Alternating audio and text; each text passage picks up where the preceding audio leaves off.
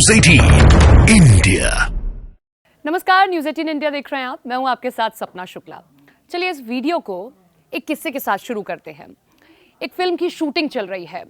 Film बस पूरी ही होने वाली थी, यानी कि शूटिंग बस पूरी ही होने वाली थी कि अचानक अभिनेत्री ये कह देती है कि नहीं नहीं, मैं इस फिल्म को अब नहीं कर सकती, क्योंकि मुझे ये रियलाइज हो गया कि ये जो फिल्म बन रही है ना, ये मेरे टेस्ट की नहीं है।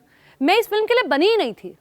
अटपटा लगा ना सुन के कि फिल्म तो पूरी होने वाली थी, पहले ही पता होगा कि फिल्म कैसी बनने वाली थी, बावजूद इसके अब जाकर अभिनेत्री ये कह रही है। लेकिन ऐसा पश्चिम बंगाल की राजनीति में हुआ है।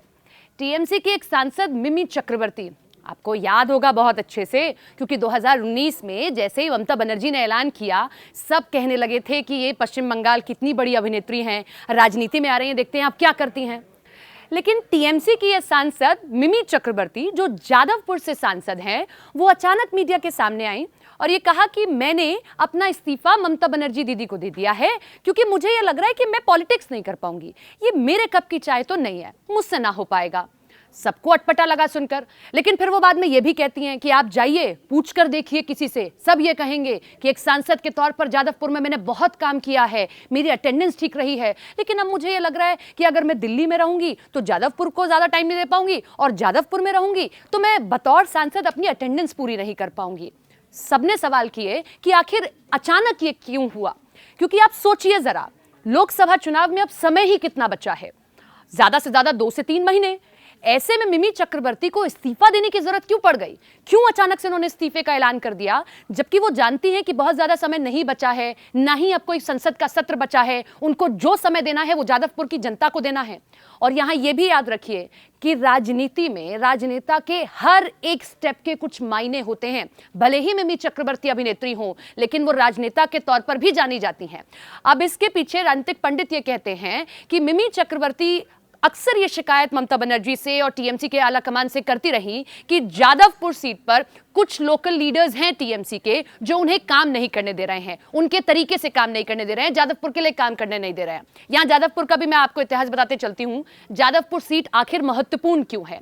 1984 में ममता बनर्जी, तत्कालीन सांसद उस वक्त की वहां से, वो कांग्रेस में हुआ करती थी, तब उन्होंने यहां से अपना इलेक्शन लड़ा था। तो अब आप समझ सकते हैं कि एक ऐसी सीट से मिमी चक्रवर्ती को उतारना, जहां से कभी उन्होंने अपनी सांसदी को शुरू किया था, वहां उनको उतारना कितना महत्वपूर्ण होगा। लेकिन मिमी चक्रवर्ती ये कहते हुए अपना इस्तीफा दे देती है। हालांकि उनका इस्तीफा भी स्वीकार नहीं हुआ, ऐसा वो कह रही हैं। ऐसी अकेली मिमी चक्रवर्ती नहीं है, एक और टीएमसी के सांसद हैं, दीपक अग्निहोत्री। मैं आपको बता दूं कि आपको ये भी एक बड़े अभिनेता हैं और बंगाल की जो फिल्म्स हैं उसमें बड़े बड़े रोल्स ये करते रहे हैं। वो भी पिछले दिनों क्या करते हैं कि जितनी भी कमेटीज होती हैं उनसे इस्तीफा दे देते हैं, और उनकी भी वही शिकायत कि किस तरीके से उनको काम नहीं करने दिया जा रहा था। तो अब इस पर सवाल ये खड़े होते हैं कि क्या टीएमसी के जो लोकल लीडर्स हैं उनकी मनमानी चल रही है?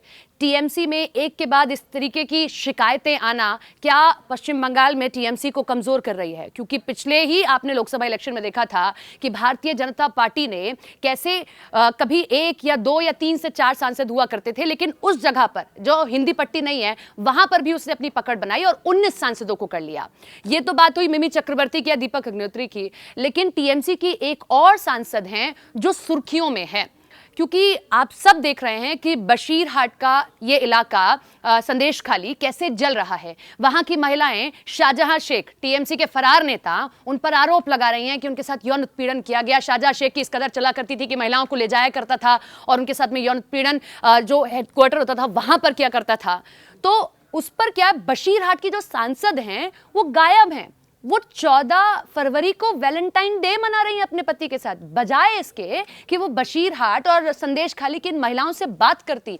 इसी पर बीजेपी ने उनको लेकर ट्वीट कर दिया और कहा कि यस, प्रायोरिटी मैटर, ये आप तय करते हैं कि आप सांसद के तौर पर काम करेंगे या आपके लिए वैलेंटाइन डे मनाना ज्यादा महत्वपूर्ण हो जाएगा। इन सब वाक्यों से एक चीज जरूर समझ आ रही है कि लोकसभा चुनाव के लिए पश्चिम बंगाल में बिसात बिशनी शुरू हो चुकी है। टीएमसी को घेरने के लिए बीजेपी ने हर एक रणनीति बना ली और खुद अंदर टीएमसी के सब कुछ ठीक शायद नहीं चल रहा है। और इसीलिए देखिए मिमी चक्रवर्ती इस्तीफे की बात कहती है। और यहाँ एक चीज और ध्यान रखिए आप कि जो लोग ये सोच रहे हैं कि इस इस्तीफे के तरीके से क्या वो दबाव बना सकती हैं ममता ममता बनर्जी पर कि आने वाले टाइम में उनको ही टिकट दिया जाए, तो शायद नहीं, क्योंकि जादवपुर एक ऐसी सीट है जहां से ममता बनर्जी आसानी से किसी को भी टिकट देंगी और जीत हासिल कर लेंगी, क्योंकि लगातार ये सीट 2009 से टीएमसी के ही खाते में रही है और इसी तरीके की सीट बशीरहाट रही है। इसीलिए हमें ये समझना होगा कि टीएमसी के अंदर शायद सब कुछ ठीक नहीं चल रहा है और बीजेपी कहीं ना कहीं लोकसभा चुनाव के लिए धुरी बनाना पश्चिम बंगाल में शुरू कर चुकी है।